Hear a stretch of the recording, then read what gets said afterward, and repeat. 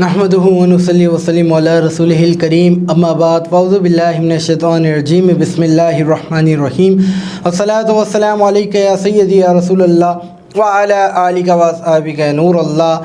तमाम देखने वाले मौजूद नाज़रीन कराम को आपके मेज़बान बाबर मुग़ल की जानिब से अस्सलामु अलैकुम व रहमतुल्लाहि व बरकात।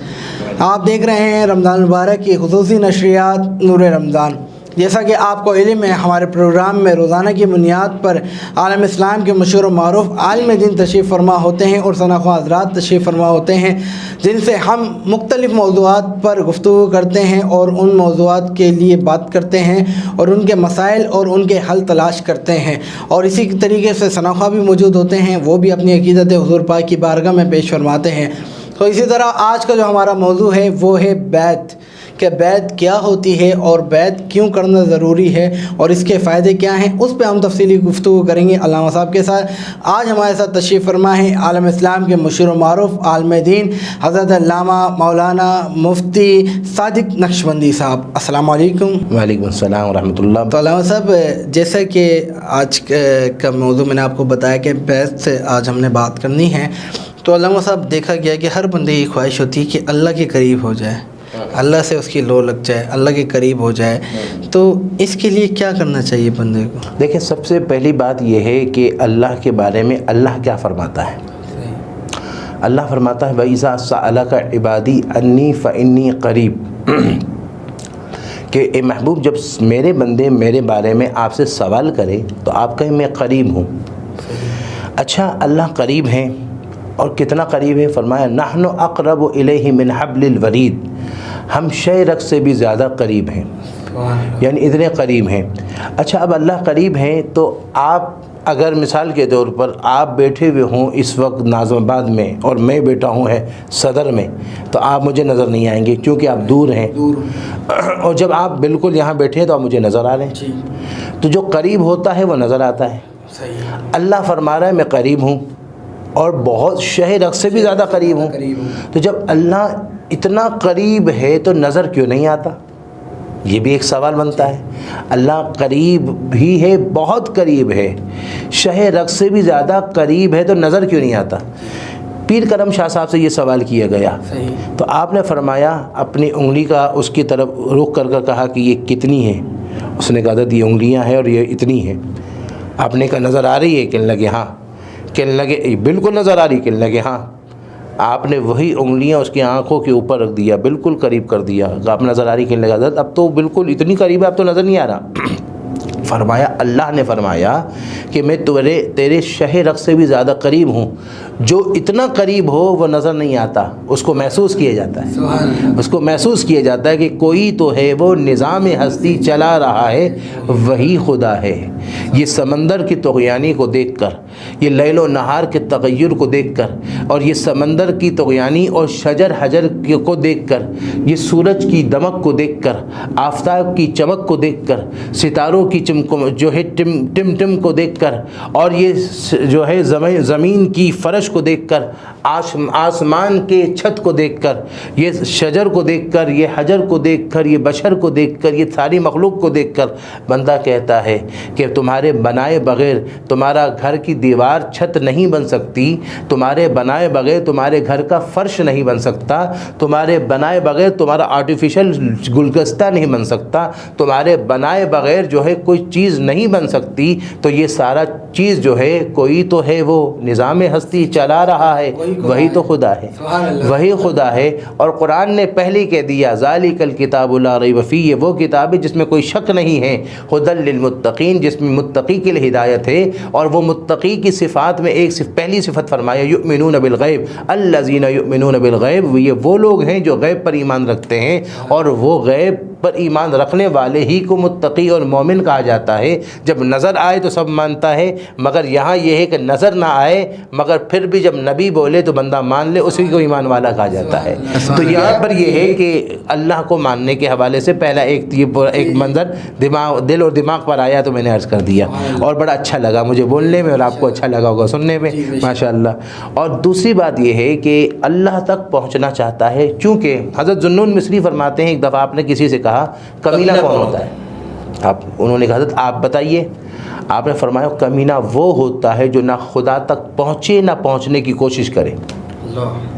اب ہم اپنے گریبان میں جھانکیں کہ ہم اپنے رب تک پہنچنے کی کوشش کرتے ہیں۔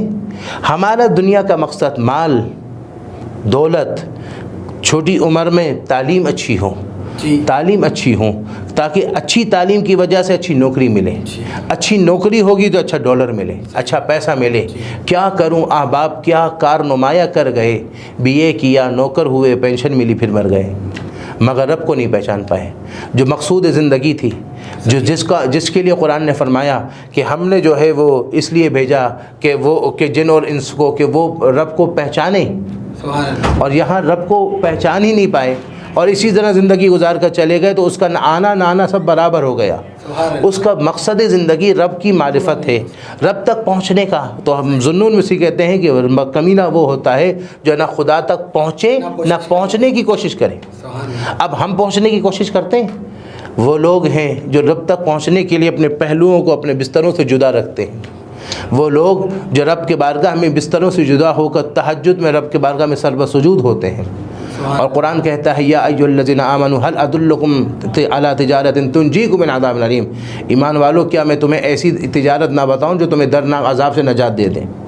ہاں، وسارعوا الی مغفرۃ من ربکم وجنۃ عرضها السماوات والارض، اپنے رب کی جنت کی طرف سعی کرو، کوشش کرو، جس کی وسعت آسمان و زمین سے زیادہ ہے، اس تک پہنچنے کی، اس کے قرب تک پہنچنے کی کوشش کریں۔ اب اس تک پہنچنے کے لیے رب تک ڈائریکٹ نہیں پہنچا جا سکتا۔ حضرت مجدد الفسانی کہتے ہیں کہ صحابہ کے لیے رب تک پہنچنے کا ایک وسیلہ تھا اور ہمارے لیے دو وسیلہ ہے۔ صحابہ کے لیے رب تک پہنچنے کے لیے وسیلہ حضور کی ذات تھی۔ آج کوئی مجھ تک پہنچنا ہو، میرے گھر پہنچ جائے تو میں مل جاؤں گا۔ اگر آپ کو بابر بھائی کے گھر جانا ہے تو بابر بھائی کے گھر جاؤ تو بابر بھائی مل جائیں گے، مگر کوئی رب کے گھر بھی جائے تب بھی رب نہیں ملے گا۔ چونکہ اگر یہ کہا جائے کہ کوئی کعبہ تک پہنچ جائے تو رب مل جائے گا، تو پھر تو ابو لہب بھی تو جاتا تھا کعبہ، ابو جہل بھی جاتا تھا کعبہ۔ ابو جہل، ابو لہب کعبہ کا طواف کرتا تھا، کعبہ والا تو تھا، اللہ والا نہ تھا، مگر جو رسول اللہ والا ہوا وہی تو اللہ والا ہوا۔ تو پتہ چلا کہ رب تک پہنچنے کا جو صحابہ کے لیے جو ذریعہ وسیلہ تھے وہ ذات مصطفیٰ تھے، ان کے بغیر کوئی رب تک نہیں پہنچ سکتا تھے۔ اور ہمیں رب تک پہنچنے کے لیے دو وسیلے ہیں، اس میں پہلا وسیلہ مرشد ہوتا ہے، اور وہ مرشد آپ کو در مصطفیٰ تک پہنچاتا ہے بذریعہ علی کے، بذریعہ غوث پاک کے۔ حضرت علی غوث پاک تک پہنچیں گے، چونکہ ولی کے قدموں کو چومو، ولی تمہیں علی سے ملائیں گے، علی تمہیں نبی سے ملائیں گے، نبی تمہیں خدا سے ملا دیں گے۔ ڈائریکٹ نہیں پہنچ سکتے، اللہ نے باقاعدہ ڈائریکٹ نہیں رکھا۔ جو ہے دیکھیں، آپ کو اوپر جانا ہو سیڑھیوں کا وسیلہ تو سیڑھیاں چاہیے، اور سیڑھی کے ذریعے آپ اوپر جا سکتے ہیں، بلکہ ایک ہی سٹیپ سے آپ اوپر نہیں جائیں گے، بلکہ جتنا اوپر جانا اتنا آپ کے سٹیپ آگے بڑھانے ہوں گے۔ تو جتنے آپ کے سٹیپ بڑھیں گے اتنا آپ اس منزل کے اس مقصد تک پہنچیں گے۔ تو رب تک پہنچنے کے لیے پہلا وسیلہ مرشد ہوتے ہیں، مرشد کے ذریعے سے در غوث تک پہنچیں گے، جو غوث پاک ہے، جو غوث اعظم ہے، جو صاحب زمان ہے، اور وہ آپ کو در علی تک پہنچائیں گے، اور در علی سے آپ در نبی تک پہنچائیں گے، اور جو حضور تک پہنچ گیا پھر وہ رب تک پہنچا دیں گے۔ سبحان اللہ، سبحان اللہ۔ اسی لیے شاعر کہتا ہے کہ خالی اللہ اللہ کرنے سے اللہ نہیں ملتا، اللہ والے ہیں جو اللہ سے ملا دیتے ہیں۔ سبحان اللہ، بہت ہی خوبصورت گفتگو ہماری علامہ صاحب کے ساتھ جاری و ساری ہے۔ یہاں پر میں ایک شامل کروں گا، خوبصورت کلام مل کر شامل ہو جائے۔ ہم مدینے سے اللہ کیوں آ گئے، دل وہیں رہ گیا، جا وہیں رہ گئی۔ ہم مدینے سے اللہ کیوں آ گئے، قلب حیرا کی تسے کی وہیں رہ گئی، دل وہیں رہ گیا، جا وہیں رہ گئی۔ ہم اسی در پہ اپنی جبیں رہ گئی، یاد آتے ہم کو وہ شام مظہر وہ سکون دل و جانے روح و جگر وہی رہ گیا جا وہی رہ گئی ہم اسی در پہ اپنی جبیں رہ گئی اللہ اللہ کا درود و سلام اللہ کا کیف و دوا اللہ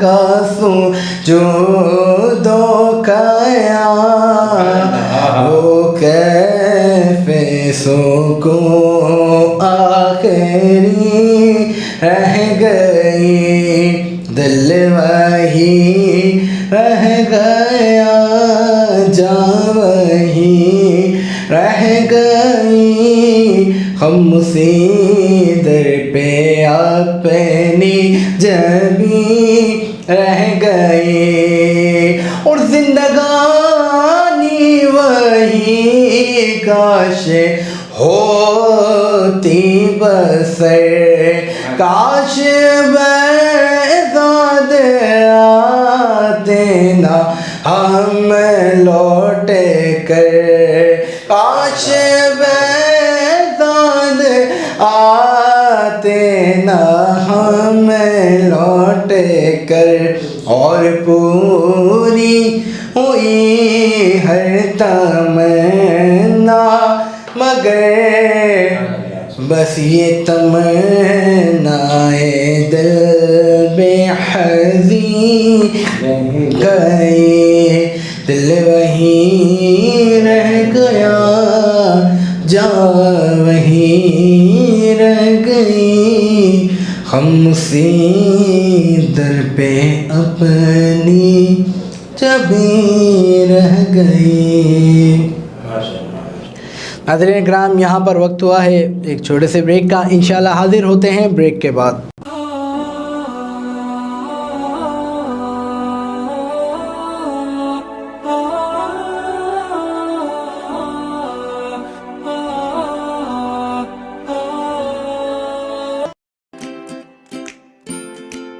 Faber Fusion is a company run by clinicians.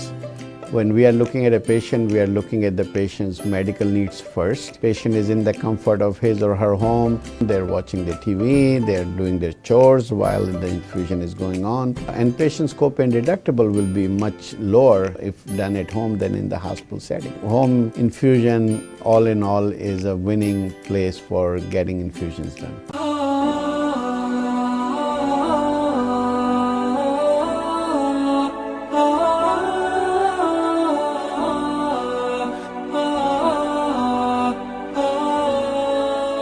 Welcome back ناظرین، ایک مرتبہ پھر آپ کو رمضان المبارک کی خصوصی ٹرانسمیشن نور رمضان میں خوش آمدید کہیں گے۔ ناظرین اکرام، بریک میں جانے سے قبل جیسے کہ آج کا ہمارا جو موضوع ہے بیعت کے اوپر ہماری گفتگو علامہ صاحب کے ساتھ جاری و ساری ہے، اسی گفتگو کے سلسلے کو آگے بڑھائیں گے۔ علامہ صاحب، بیعت کے معنی کیا ہوتے ہیں یا بیعت ہوتی کیا ہے، بتائیں۔ دیکھیں، بات یہ ہے بیعت کا معنی بیچ دینا، بیچ دینا، اپنے آپ کو بیچ دینا۔ دیکھیں، بیچ دینا، جب بندہ کوئی چیز بیچتا ہے تو ظاہر ہے کوئی خریدار ہوتا ہے جی، اور خریدار کچھ دیتا ہے تب تو آپ کچھ دیتے ہو جی۔ تو اب یہاں پر بیعت کرنے والا جب بیعت کرتا ہے تو وہ کیا بیچتا ہے اور کیا ملتا ہے؟ جی جی۔ تو یہاں پر یہ ہے کہ صحابہ نے بھی بیعت کی، سبحان اللہ، اور اللہ والوں کے ہاتھ میں آج ہم بھی بیعت کرتے ہیں۔ تو یہاں پر صحابہ نے جب بیعت کی تو ان صحابہ نے جب بیعت کی تو کہا یا رسول اللہ، ہم جب بیعت کریں گے ہمیں ملے گا کیا؟ سبحان اللہ، فرمایا اس کے بدلے میں اللہ تمہیں جنت عطا فرمائے گا۔ سبحان اللہ۔ تو قرآن نے کہا ان اللہ اشتری من المؤمنین انفسهم واموالهم بان لهم الجنہ، کہ اللہ نے ان سے خرید لیا، ان سے جو انہوں نے بیعت کر کے اپنے آپ کو بیعت عقبہ میں مدینہ منورہ جب صحابہ کرام حضور کو لے جانا چاہتے تھے کہ بھئی حضور ہمارے ساتھ مدینے چلے، مکے والے آپ کی قدر نہیں کر رہے ہیں، آپ کی مخالفت کر رہے ہیں، تو آپ چلیں. تو آپ صحابہ نے کہا کیا ہم بیعت کر دیں؟ میں کیا بولا؟ آپ نے فرمایا جنت میں. لیکن انہوں نے کہا تو بڑا اچھا سودا ہے. تو پھر انہوں نے بیعت کی اور بیعت کرنا، تو اللہ نے فرمایا ہم نے خرید لیا، اور ان کی جان اور مال کے بدلے ہم نے ان کو جنت خرید لیا. یعنی انہوں نے اپنی جان کو قربان کرنے، مال قربان کرنے کا جو کیا نا، تو اس کے بدلے میں ہم نے ان کو جنت عطا فرما دی ہے. تو اس طرح جو ہے وہ، اور پھر قرآن میں باقاعدہ بیعت کا ذکر آیا، اور یوں ذکر آیا مردوں کے بارے میں کہ ان الذین یبایعونک انما یبایعون اللہ، کہ بے شک صلح حدیبیہ کے موقع پر جو بیعت رضوان ہوئی، اس میں صحابہ کرام نے جو آپ کے ہاتھ میں بیعت کی، حقیقت میں اللہ سے بیعت کی. ید اللہ فوق ایدیہم، کہ اللہ کا دست قدرت ان کے ہاتھوں کے اوپر ہے. سبحان اللہ. تو باقاعدہ بیعت کا ذکر قرآن پاک میں ملا. اسی طرح قرآن نے کہا کہ نبی آپ کے بعد جب مومن عورتیں آئیں بیعت کرنے کے لیے، تو آپ ان سے بھی بیعت کریں. تو جب بیعت کریں تو اس وقت ان سے کہیں کہ وہ شرک نہ کریں، وہ چوری نہیں کریں، اس طرح وہ یعنی اس طرح کا باقاعدہ عورتوں سے بھی بیعت کا حکم آیا. مگر عورتوں کو بھی، مگر مرد اور عورت سے بیعت کرنے کا جو طریقہ ہونا چاہیے وہ الگ الگ ہوگا. صحیح. مرد کے ہاتھ میں بیعت کرتے ہوئے ہاتھ میں ہاتھ رکھ کر بیعت کی جائے گی. صحیح. مگر حضور علیہ السلام جب عورت سے بیعت فرماتے تو ہاتھ میں ہاتھ رکھ کر بیعت نہیں کی جاتی، چونکہ وہ غیر محرم ہوتی. اور یہ امت محمدی کی پیروں کے لیے بھی تعلیم ہے کہ عورت سے بیعت کرتے وقت جو ہے وہ کپڑا پکڑ کر بیعت کی جائے. یا پھر یہ طریقہ ہوگا کہ برتن کے اندر پانی ہو اور ایک طرف وہ ہاتھ رکھے اور دوسری طرف جو ہے وہ ہاتھ رکھ کر، عورتیں ہاتھ رکھ کر بیعت کی جائیں گی. مگر ڈائریکٹ ہاتھ لگانا یہ شرعاً حرام ہوتا ہے. یہ آج ہمارے ایسے بھی پیر، مجھے کچھ لوگوں نے بتایا کہ فلاں پیر صاحب ہیں، ان کے پاس عورت آتی ہے، ان کا ہاتھ ملاتی ہے، ہاتھ چومتی ہے. ایسے موقع پر آپ کیا کہتے ہیں؟ کوئی عورت آ کر ان کے پاؤں دباتی ہے، اور وہ، میں نے کہا شرعاً تو وہ غیر محرم ہے. بھئی ہاتھ سے ہاتھ ملانا، یہ بھائی ہوگا، باپ ہوگا، بیٹا ہوگا، وہ اس کے لیے محرم ہے تو محرم سے وہ ہاتھ ملا سکتی ہے. مگر اس کے علاوہ پیر غیر محرم کہلائے گا. لہٰذا اس طرح بیعت نہیں کی جا سکتی، یعنی ہاتھ میں ہاتھ رکھ کر بیعت نہیں کی جائے گی. اسی طرح جو ہے وہ بیعت جو ہے پھر یہاں پر جو ہم اللہ والوں سے، مرشد سے کرتے ہیں، اس کی دو صورت ہوتی ہے. ایک ہوتی ہے بیعت برکت، ایک ہوتی ہے بیعت ارادت. بیعت برکت اسے کہتے ہیں کہ آپ نے بیعت کی کہ ان کی نسبت مل جائے، اور وہ نسبت مل جائے، کوئی ٹینشن ہو تو ان سے دعا کروا لیں، برکت مل جائے. اور عام طور پر اکثر لوگ ایسے ہی ملیں گے مرید کہ جن کا یہ کہ پیر صاحب کے ہاتھ میں بیعت کی، حضرت آج کل نوکری نہیں مل رہی، سائیں دعا کرو. آج کل جو ہے وہ کورٹ میں کیس پھنسا ہوا، آپ دعا کریں. اچھا، یہاں پر بھی اعلیٰ حضرت فرماتے ہیں کہ اگر آپ کے پاس، کسی پیر کے پاس، کسی عامل کے پاس کوئی اگر آ جائے تعویذ یا وظیفہ لینے کے لیے، اور وہ کورٹ کا یا وہاں کا فیصلے کے لیے آئے اور خود قصوروار ہو، تو آپ کو تعویذ دینا ناجائز ہوگا. چونکہ غلط، گناہ گار اور مجرم کی اعانت، ساتھ دینا، اس کے تعاون کرنا بھی گناہ ہے. اگر وہ صحیح ہے تو پھر آپ اس کو تعویذ دے سکتے ہیں، اس کو وظیفہ دے سکتے ہیں. تو یہ بھی مرشد کو اتنی نگاہ ہونی چاہیے کہ وہ پہچان پائے کہ آنے والا مجرم لوگ ہیں یا پھر یہ مظلوم ہے، اس کا فیصلہ بھی کرنا ضروری ہے. تو جی آپ کچھ فرما رہے ہیں؟ نہیں، میں اسی سلسلے میں آگے سوال کر رہا تھا کہ جیسے آپ نے بتایا کہ مرشد کو پتہ ہونا چاہیے، تو اسی طرح جو بندہ بیعت کر رہا ہے مرشد سے، اس کو کیسے پتہ ہوگا کہ جو جس سے میں بیعت کر رہا ہوں یہ کامل مرشد ہے؟ ہاں، وہ بھی ایک بڑا اہم سوال ہے. پہلے میں نے کہا تھوڑی بیعت برکت اور بیعت ارادت کو عرض کرتے ہوئے اگر موقع ملے گا تو بیعت پھر میں بتاؤں گا کہ مرشد کون ہونا چاہیے، اس کا شرائط کیا ہے.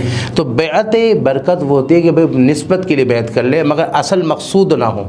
مقصود اللہ تک پہنچنے کا وہ نہیں ہو کہ بھئی وہ، چونکہ جب بیعت کرے گا تو مرشد آپ کو سبق دے گا، وہ سبق کو لے کر آپ کو پڑھنا پڑے گا. اور جب آپ استاد کے بعد جا کر سبق پڑھتے ہو تو آپ کا تعلق یہ ہوتا ہے کہ آپ سبق پکا کرتے جاؤ، سناتے جاؤ، آگے سبق لیتے جاؤ، اور سبق وہ دیتا جائے گا. اور آخر کار ایک دن آئے گا کہ آپ اس فیلڈ کے اندر ماہر ہو کر کامیاب ہو جاؤ گے.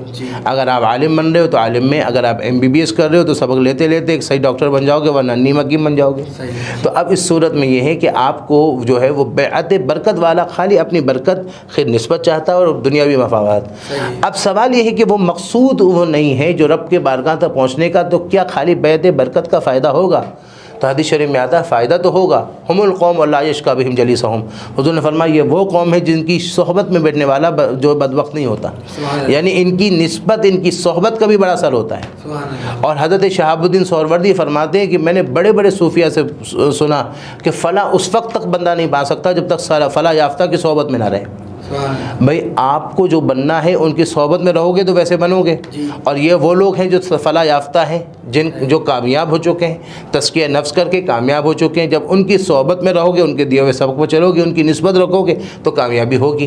مگر اصل میں نسبت خالی رکھنے سے فائدہ نہیں ہوگا، اصل ہے بیعت ارادت. اور بیعت ارادت اسے کہتے ہیں کہ ایسا بندہ بن جائے جیسا کہ مردہ میت کے غسال کے ہاتھ میں ہوتی ہے. میت غسال کے ہاتھ میں کہ غسل دینے والا وہ جو میت کو اپنی ذات پر کوئی اختیار نہیں ہوتا کہ وہ کہے کہ بھائی وہ غسل دینے والے پہلے میرا پاؤں دھو، اب میرا سر دھو. نہیں، اس کو اپنا اختیار نہیں رہا. اب وہ غسال جب چاہے گا جیسے چاہے گا سر دھوئے گا، ہاتھ دھوئے گا، پاؤں دھوئے گا، جیسے چاہے اس کی مالش کرے گا، وہ کرے گا. اسی طرح مرید جو بیعت ارادت والا، جو رب تک پہنچنے والا، اس کا اصل مقصد یہ ہوگا کہ وہ صحیح عامل اور صحیح کامل ہو تو اس کے ہاتھ میں بیعت کر کے اس کے ہاتھ میں اپنے آپ کو حوالے کر دے، اور جیسے جیسا کہے وہاں پر اپنی منشا کو چھوڑ دے، اپنی منشا اپنی خواہش پر مرشد کے حکم کو رکھے، اور وہ جیسا جیسا کہے ویسا ویسا چلتا جائے. اور جب ویسا ویسا وہ چلتا جائے گا تو ایک وقت وہ آئے گا کہ وہ قرب خدا تک پہنچائے گا. اسی لیے بہاؤالدین نقشبندی فرماتے ہیں کہ مرشد وہ نہیں ہے جو اپنے تک پہنچائے، کامل مرشد وہ ہے جو اس تک آئے، اس کو رب تک پہنچائے، وہ اصل میں کامیاب ہوتا ہے. اور قرآن نے کہا کہ الرحمن فاسأل به خبیرا، رحمان کے بارے میں اس سے پوچھو جو اس کی خبر رکھتا ہو. سبحان اللہ. کتنی گہری بات فرمائی. یہ اہل اللہ اور مرشد کے بارے میں اشارہ دیا اس آیت میں، الرحمن فاسأل به خبیرا، رحمان کے بارے میں اس سے پوچھو جو اس کی خبر رکھتا ہو. سبحان اللہ. تو اب یہ ہے کہ آپ کو جو چاہیے، جو آپ کو جس کی معلوم چاہیے تو اس فیلڈ والے کے پاس جائیں. آپ مچھلی والے کے پاس جا کر کہیں گے مجھے سونا چاہیے، آپ رائے دو تو وہ آپ کو الٹی رائے دے گا. اور آپ جو ہے وہ مچھلی والے کے پاس جا کر کہیں گے مجھے گائے بھینس چاہیے تو وہ آپ کو کچھ نہیں دے پائے گا، کچھ نہیں بتا پائے گا. اس فیلڈ والے کے پاس جاؤ جو اس کی خبر رکھتا ہو. تو اللہ والے وہ ہے جو اللہ کی خبر رکھتے ہیں، ان کے پاس جاؤ تو وہ آپ کو بتائیں گے، اس کا قرب کا طریقہ بتائیں گے، وہ آپ کو رب تک پہنچنے کا طریقہ بتائیں گے، اس تک پہنچنے کا ذریعہ بتائیں گے. پھر آپ اس سبق کو لے کر چلیں گے. جیسے میں نے عرض کیا، کسی کو عالم بننا ہے تو وہ سبق لیتا رہے اور وہ سبق پکاتا جائے، استاد کو سناتا جائے، آگے لیتا جائے. اسی طرح بیعت ارادت والا مرشد کا دیا ہوا سبق لے گا اور سبق لے کر اس کو پکائے گا، اس پر محنت کرے گا، مرشد کو سنائے گا، مرشد سنیں گے، آگے دیتے جائیں گے. ایک وقت آئے گا اس کا سبق پورا ہوگا اور خدا تک وہ پہنچے گا، اس کے بغیر نہیں ہوگا. اب یہاں پر جو آپ نے کہا جو سوال آخر میں کہ بھائی وہ اس کی شرائط کیا ہے، چونکہ آج کل ایسے لوگ بھی ہیں جو جعلی ہیں اور وہ دنیاوی اس میں لگے ہوئے ہیں اور ایسے ہیں. تو یہاں 4 شرائط اعلیٰ حضرت نے لکھا. پہلی شرط یہ ہے کہ فاسق معلن نہ ہو. فاسق معلن، فاسق فسق کہتے ہیں گناہ کو، فاسق کہتے ہیں گناہ کرنے والا. معلن کا معنی اعلان یافتہ گناہ کرنے والا. اب کھلم کھلا گناہ کرتا ہو تو خود گناہ کرتا ہو تو نہ خدا تک پہنچا ہوگا نہ خدا تک پہنچے گا. جب نہیں پہنچے گا تو آپ کو کیا پہنچائے گا. اب یہاں کا اعلان یافتہ، چونکہ چھپ کر کرے تو آپ پہچان نہیں سکتے، وہ چھپ کر کرتا ہوگا تو پہچان نہیں سکتا. اس لیے آپ کو دیکھنا ہوگا وہ نماز باشرع ہے، وہ نماز کا پابند ہے، وہ عورتوں سے زیادہ فری تو نہیں ہوتا، عورتوں سے ہاتھ واتھ تو نہیں ملاتا، وہ شریعت کے مطابق چلتا ہے، شریعت کے مطابق اس کی داڑھی ہے، شریعت کے مطابق وہ چلتا ہے. اگر وہ ہے ظاہری اس کا شریعت کے مطابق ہے تو وہ فاسق معلن کا نہیں ہوگا، چونکہ یہ پہلی شرط ہے. دوسری شرط یہ ہے کہ وہ عالم بھی ہو، چونکہ مرشد وہ ہوتا ہے جو آپ کی رہنمائی کرے. رہنمائی کے لیے اس کو علم ہوگا تو رہنمائی کرے گا، خود کو علم نہیں ہوگا تو آپ کو کہاں سے رہنمائی کر کے آگے تک پہنچائے گا. اب یہاں سوال ہے کہ وہ کیا مدرسے کا عالم ہو، یہاں درس نظامی، یہ شرط نہیں ہے. اس کو اتنا ہو کہ قرب الہی تک پہنچنے کے اس کے بعد اس کا علم ہو، اس کو استادوں نے اس کو سکھایا ہو، اس کی مرشد نے اس کی رہبری کی ہو، اس کی مرشد نے اس کو گائیڈ کیا ہو، اور قرب الہی تک پہنچنے کا اس کو سارے طریقے اور سبق آتے ہوں، اور وہ شریعت کو بھی صحیح سمجھتا ہو، شریعت کے مطابق بھی جانتا ہو اور پہچانتا ہو، تاکہ وہ خود چلے گا تو آپ کو بھی لے کر چلے گا. خود جب علم نہیں رکھتا تو آپ کو کیا پہنچائے گا. تو عالم بھی ہو اور عالم بھی ہو. تیسرا یہ ہے کہ اس نے آگے بیعت بھی کی ہو، اس کی بھی آگے بیعت ہوئی، ہاں، اور ظاہری بیعت کی ہو. ایک دفعہ ایک شخص کو میں نے دیکھا، اس نے کہا میرے پیر غوث پاک ہے، میں ڈائریکٹ غوث پاک کا مرید ہوں. میں نے کہا غوث پاک خود اپنے ماموں حضرت ابو سعید مخزومی کے ہاتھ میں ظاہری بیعت کی تھی، تو تمہیں بھی اتنے بڑے ولی اللہ جو ہے سید الاولیاء تھے، اولیاء کے سردار تھے، جن کے قدم ہر ولی کی گردن پر تھے، مگر خود بھی ظاہری انہوں نے بیعت کی تھی. کہ ایک سلسلہ بندہ بھائی، ہاں، یہ بندہ اور ظاہر میں کسی کے ہاتھ میں بیعت کرنا ہوگا نا.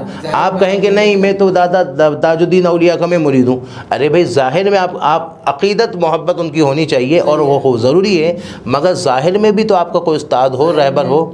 ظاہری ہاتھوں سے بیعت کرنی ہے، پھر اس کا سلسلہ اگر اس سلسلے سے نکل کے آگے غوث پاک تک جا رہا ہے تو پھر اس سلسلے سے آپ منسلک ہو جاؤ گے. اور وہ سلسلہ بھی جا رہا ہے. اور دوسرے یہ کہ اگر آگے آپ جا رہے ہیں اور اگر کوئی ایسے جو اس سلسلے میں نہیں ہے مگر وہ ہے وہ ولی، تو آپ اس سے بھی محبت کر سکتے ہو، ان کے عقیدت رکھ سکتے ہو، ان سے تعلق رکھ سکتے ہو، مگر ظاہری آپ کا پیر ہونا ضروری ہے. اس لیے سلسلہ جو ہے وہ تیسرا شرط یہ ہے کہ خود اس نے بیعت کی ہو. بیعت کی نہیں تو کڑی لڑی نہیں، کڑی لگی نہیں تو آگے آپ کو لگائے گا کیسے. اور چوتھی شرط یہ ہے کہ اس کو خلافت کی اجازت بھی ہو، یعنی بیعت کرنے کی اجازت بھی، خلافت ہو تاکہ آگے وہ بیعت کر سکتا ہو. اگر اجازت نہیں ہے تو وہ فیض لے گا نہیں تو دے گا کیسے.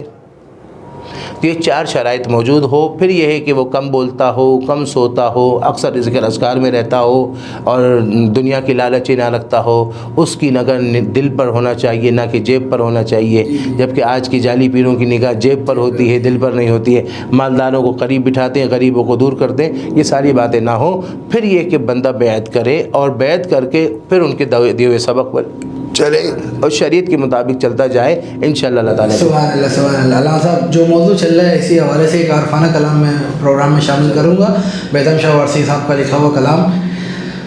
بے خود کیے دیتے ہیں انداز ہی جابانا، عادل میں تجھے رکھ لوں اے جلوائے جانانا، عادل میں تجھے رکھ لوں.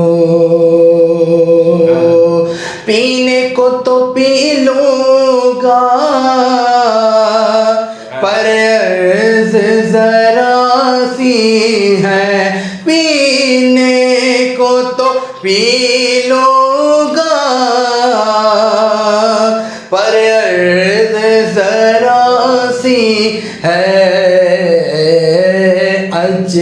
اجمیر کا ساقی ہو بغداد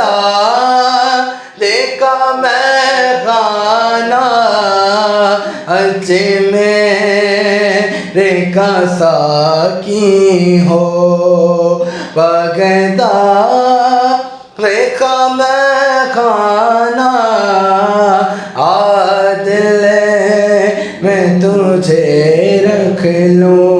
اور جی چاہتا ہے تحفے میں بھیجوں تمہیں آ کے، جی چاہتا ہے تحفے میں بھیجوں تمہیں آ کے، درشن کا تو درشن ہو، نظرانے کا نظرانہ، درشن کا تو درشن ہو، نظرانے کا نظرانہ، عادل میں تجھے رکھ لو. اور کیا پیش کروں تم کو، کیا چیز ہماری ہے، کیا پیش کروں تم کو، کیا چیز ہماری ہے، یہ دل بھی تمہارا ہے، یہ جان بھی تمہاری ہے، عادل میں تجھے رکھ لوں. اور بیدم میری قسمت میں سجدے ہیں اسی در کے، ہاں بیدم میری قسمت میں سجدے ہیں اسی در کے، چھوٹا ہے نہ چھوٹے گا، چھوٹا ہے نہ چھوٹے گا، سنگے در جانانا دل میں تجھے رکھ لوں، ہے جلوائے جانانا دل میں تجھے رکھ لوں۔ ناظرین کرام، یہاں پر وقت ہوا ہے ایک چھوٹے سے بریک کا، انشاءاللہ حاضر ہوتے ہیں بریک کے بعد۔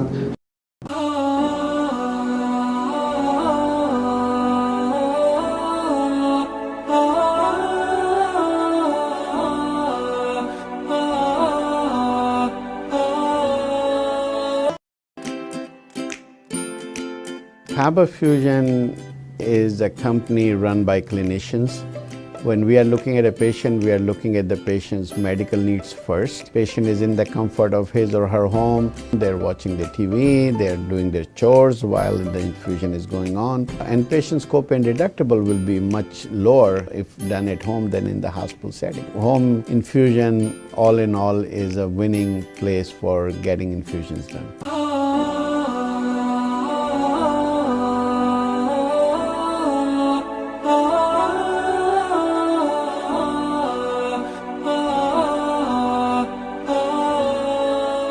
ویلکم بیک ناظرین، ایک مرتبہ پھر آپ کو اپنی رمضان المبارک کی خصوصی ٹرانسمیشن نور رمضان میں خوش آمدید کہتے ہیں۔ جیسا کہ آپ کو علم ہے، آج کا جو ہمارا موضوع ہے بیعت کے حوالے سے بہت ہی خوبصورت انداز میں اس کے پر گفتگو جاری و ساری علامہ صاحب کے ساتھ اسی گفتگو کے سلسلے کو آگے لے کر چلتے ہیں۔ علامہ صاحب، بیعت کرنا کتنی ضروری ہے یا بیعت کتنے فائدہ مند ہے بندے کے لیے کرنا؟ اصل بات یہ ہے کہ دیکھیں، اصل پہلے پہنچنے کے لیے دربار مصطفیٰ پہنچا جاتا ہے، اور دربار مصطفیٰ تک پہنچنے کا جو پہلی کڑی ہوتی ہے وہ مرشد ہوتے ہیں۔ مرشد کے بغیر آپ دربار مصطفیٰ تک بھی نہیں پہنچ سکتے۔ جس طرح کہ سلطان باہو رحمۃ اللہ علیہ فرماتے کہ میں وظائف اور ذکر اذکار کر کے حتیٰ کہ آپ کا یہ بھی معاملہ تھا کہ آپ 40 دن میں آپ نے 1.25 لاکھ سورہ مزمل شریف کو پڑھا تھا، حتیٰ کہ یہ بہت مشکل معاملہ ہے کہ ایک دن میں آپ 3125 مرتبہ سورہ مزمل پڑھ لیں، یا کوئی اگر جو ہے وہ 360 سورہ مزمل پڑھ لے تو وہ کہتا ہے دیکھو بھائی میں 360 پڑھ رہا ہوں اور میرا کیا بات ہے، وہاں وہ 3125 پڑھنا سورہ مزمل بڑا مشکل معاملہ ہے۔ 1.25 لاکھ جنہوں نے 40 دن میں پڑھا، قرب الہی کے لیے آپ ریاضت کرتے چلا کرتے اور یہاں تک کہ روحانی آگے بڑھتے دربار مصطفیٰ کے دروازے تک پہنچے، اور ابھی آپ مرید نہیں ہوئے تھے کسی کے۔ تو جب پہنچے تو آپ سے پوچھا کون، بتایا، کہا کہ کس کے بیعت ہو، کہنے لگے نہیں، کہنے لگا واپس لوٹ جاؤ، کہنے لگا واپس لوٹ گیا۔ اور پھر اس کے بعد پھر ذکر اذکار کرتے چونکہ جب بندہ ذکر کرتا ہے، صوفیہ کہتے ہیں کہ بہتر طریقہ ہوتا ہے کہ رات کو ذکر کیے جائے اور آنکھیں بند کر کے کرے، اور اندھیرا کر کرے تو زیادہ ہے، چونکہ اس کے بعد جب آنکھیں بند کر کے اندھیرا کر کے کرتا ہے تو وہ ذکر کے اندر آنکھیں بند ہوتی ہے، اور ذکر کرتے اس پہ ایک وقت وہ آتا ہے کہ اس کے سامنے سے ایک روحانی ایک سیر شروع ہوتی ہے، اور وہ سیر کرتے ہوئے آگے بڑھتا ہے۔ اب وہ آگے بڑھتا ہے، وہ پھر آگے بڑھتے وہ مختلف درباروں میں پہنچتا ہے، پھر وہ ایک وقت آتا ہے کہ دربار رسالت میں بھی پہنچتا ہے۔ اب وہ دربار رسالت ذکر اذکار کرتے پہنچے، مگر جب دوبارہ پہنچے پوچھا تمہارے مرشد کون ہے، کہنے لگے کہ کوئی نہیں، فرمایا واپس لوٹ جاؤ۔ اب اس سے پتہ چلا کہ آپ کے اپنی ریاضت کے باوجود بھی آپ بارگاہ مصطفیٰ تک نہیں پہنچ سکتے۔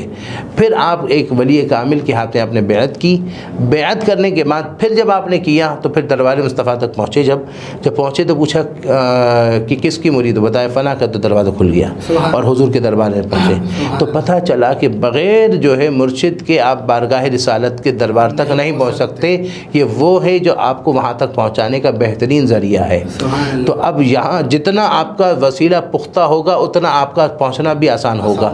اسی لیے آپ جب کسی کے ہاتھ میں بیعت کریں تو وہ تگڑا ہونا چاہیے، روحانیت میں، باڈی میں نہیں، روحانیت میں وہ تگڑا ہونا چاہیے، تاکہ خود اگر کمزور ہوگا تو آپ کو وہاں کیسے پہنچائے گا. اس کی قوت پرواز روحانیت کی وہ شہباز ہونی چاہیے تاکہ وہ پرواز کر کے خود بھی پہنچے اور آپ کو بھی پہنچا سکے. سب جیسے کہ یہ آپ کی بات روحانی طور پہ طاقتور ہونا چاہیے، اس کا ذکر آپ نے جو ابھی میں بات کرنے جا رہا ہوں کہ آج کل دیکھا گیا ہے پورے پاکستان میں اوور آل کہ جو مرشد ہے چند کامل رہ گئے، زیادہ تر دکھا کے والے رہ گئے، جو دکھاوا کرتے ہیں پیسوں کا یا کچھ، یعنی کہ زیادہ تر پنجاب سائڈ پہ دیکھا گیا ہے کہ جو ذکر ہے پہلے بھی کیا ہے کہ جعلی پیروں کے بہت زیادہ رجحان ہو گئے، جو کچھ الٹی حرکات بھی کر رہے ہیں. تو اس سلسلے میں آپ کیا کہیں گے؟ اصل میں یہی تو مسئلہ ہے نا کہ وہ خود جو شریعت سے دور ہوگا تو آپ کو شریعت کے مطابق کیسے لے کر آئے گا.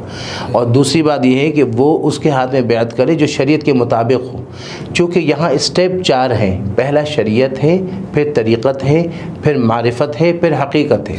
اور صوفیہ کہتے ہیں کہ اگر کوئی حقیقت سے گرے گا، حقیقت کے اسٹیپ پر ہوگا تو گرے گا تو پھر وہ معرفت میں پہنچ جائے گا، مگر جو معرفت کے اسٹیپ سے گرے گا تو طریقت میں پہنچ جائے گا، جو طریقت سے گرے گا تو شریعت میں پہنچے گا، اگر شریعت سے بھی گر گیا تو دوزخ میں پہنچے گا. اللہ. اسی لیے سب سے پہلا جو اسٹیپ ہے وہ شریعت کا ہے.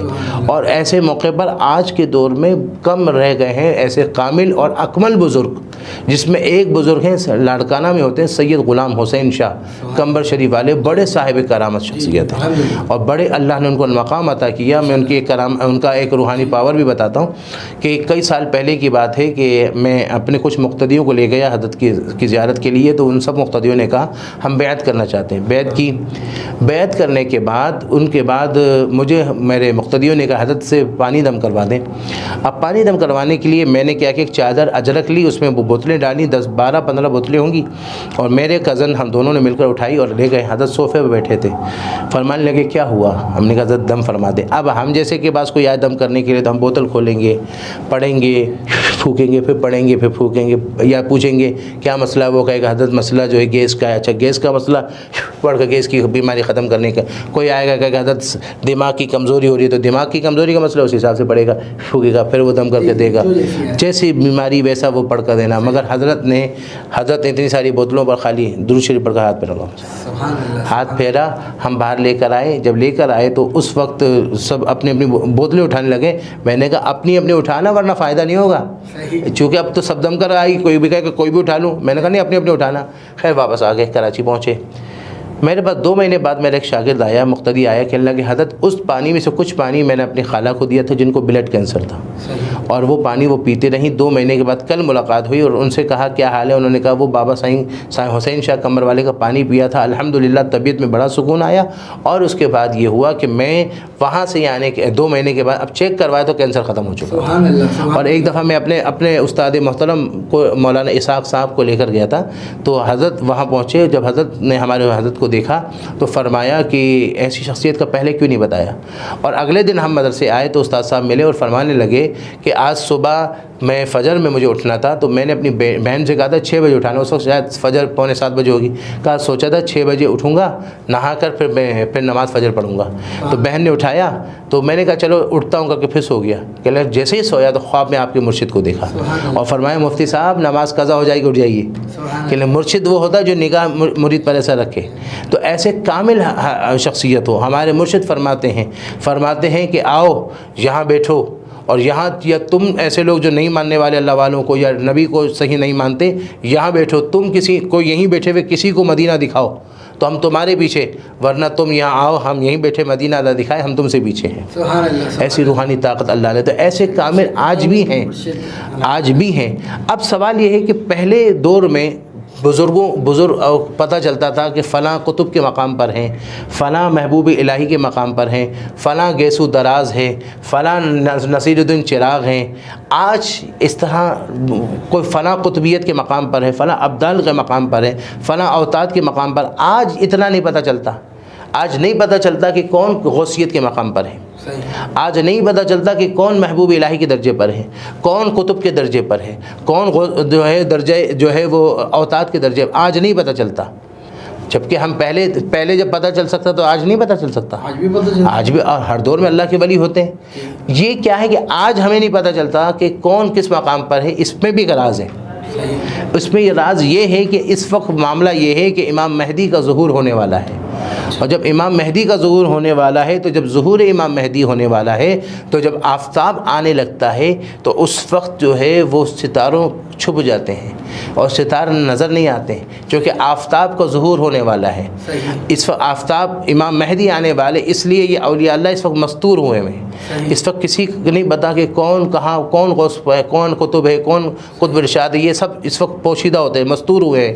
اور جب آفتاب ولایت، جب امام مہدی ظاہر ہو جائیں گے تو پھر بعد میں یہ سب ظاہر ہو جائیں گے۔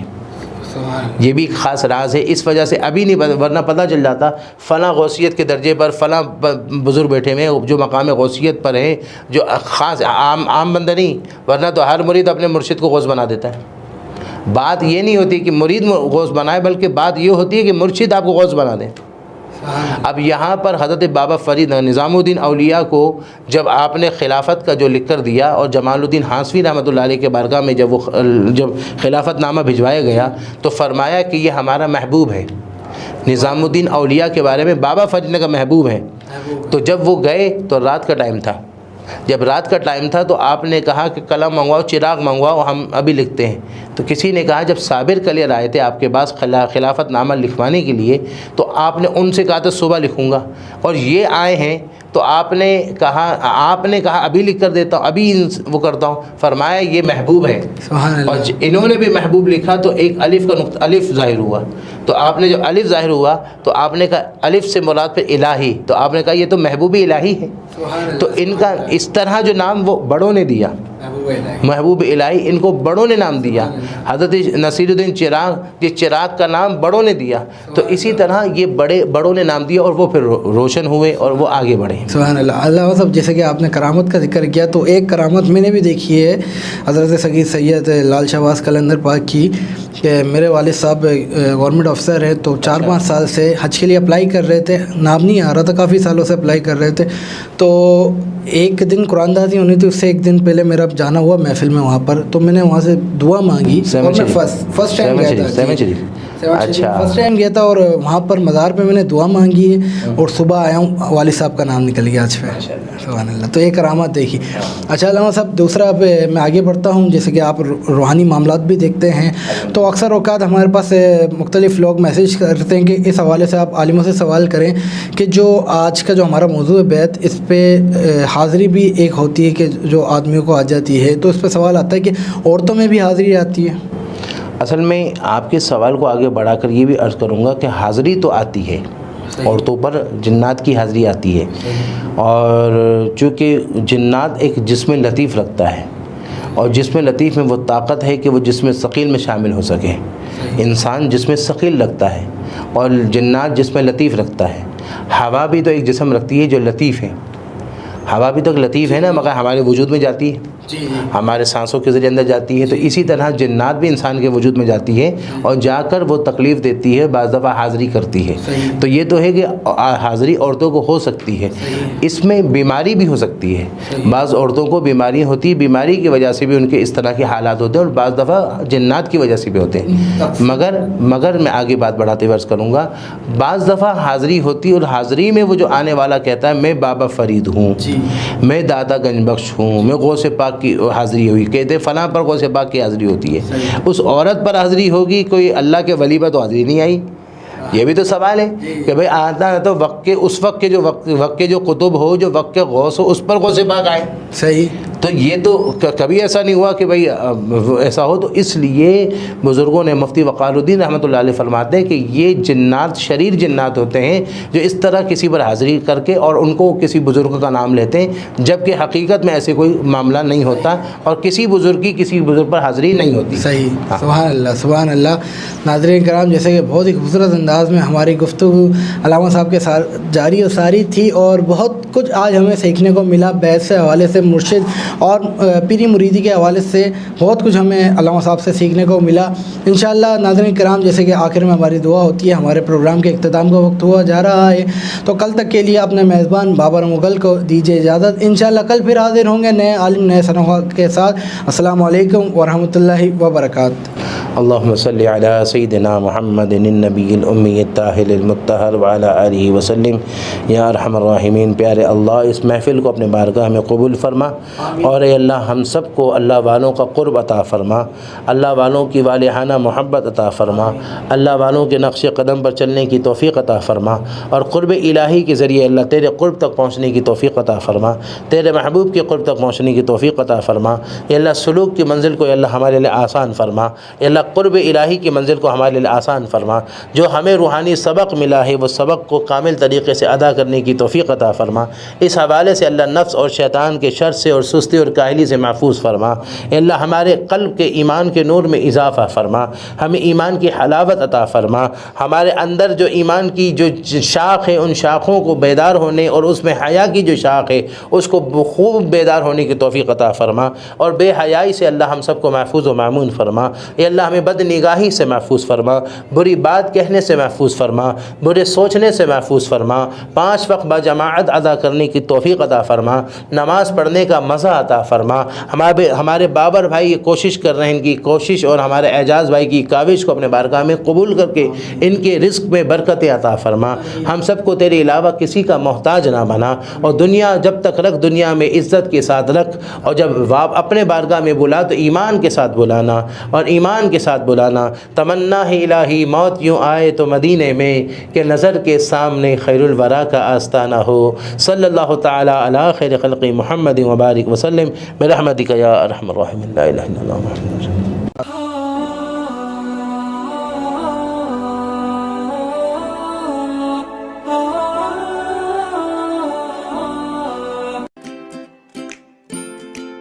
Haba Fusion is a company run by clinicians. When we are looking at a patient, we are looking at the patient's medical needs first. Patient is in the comfort of his or her home. They're watching the TV, they're doing their chores while the infusion is going on. And patient's copay deductible will be much lower if done at home than in the hospital setting. Home infusion, all in all, is a winning place for getting infusions done. It is a heartening fact that you may obtain the best return on investment from your knowledge. You can progress by taking one step at a time every day and getting the greatest outcomes. American Education for Foreign Students provides online certification programs to assist you build your job skills in the United States. AMEDFS offers students hundreds of certificates courses worldwide. There are no limits to learning, and with AMEDFS, you can begin your journey of studies by enrolling in these courses at your own pace, no matter where you are in the world. Our certificate programs are cost-effective and can help you improve your skills and knowledge.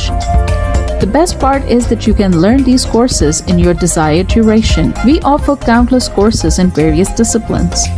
Many courses are available, including business, information technology, programming, and project management. Our mission is to make high-quality education accessible globally. For more information, visit our website www.amedfs.com or call us on 1909-5762-982.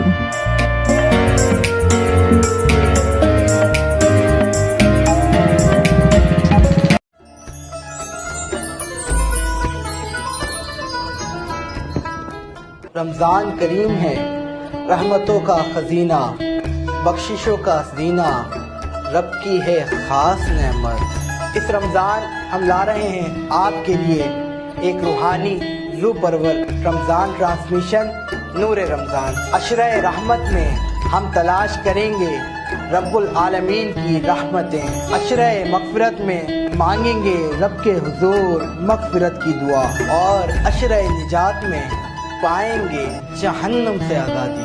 یہ سب کچھ دیکھیں گے آپ رمضان المبارک کی special transmission نور رمضان میں، جیت علماء کرام اور معروف ثنا خواہ حضرات کے ساتھ، صرف اور صرف OP TV پر۔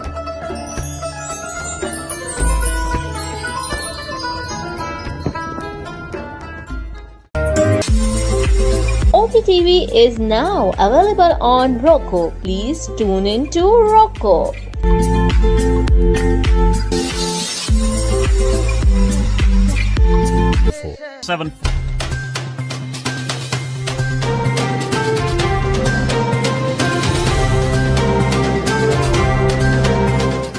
OPTV کی فخریہ پیشکش دنیا بھر میں آباد پاکستانیوں کی ترقی و کامرانی پر مبنی پروگرام پاکستان کو ترقی کی راہ پر گامزن کرنے کے لیے دنیا بھر میں پاکستانی متحرک اور تیار دنیا بھر کے ملکوں میں پاکستانی کا ان کی ترقی میں حصہ دیکھیے